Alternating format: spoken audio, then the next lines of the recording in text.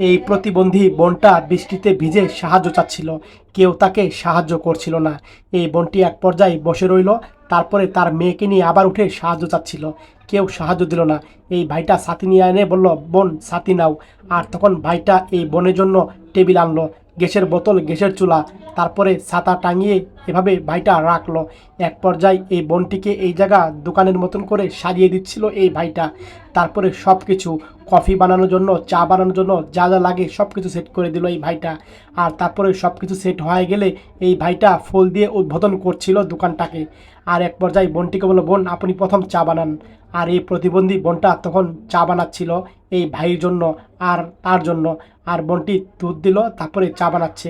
এক পর্যায়ে চা হয়ে গেছে, আর বোনটি আর দয়াবান ভাইটি মিলে চা খাচ্ছিল। সত্যি এই উদারতা মানবতার ভাইটি কাজটি দেখে ভালো লাগলো। আপনাদের যদি ভালো লেগে থাকে অবশ্যই শেয়ার করে দিবেন এই মানবতা ভাইয়ের জন্য, বেশি বেশি করে শেয়ার করে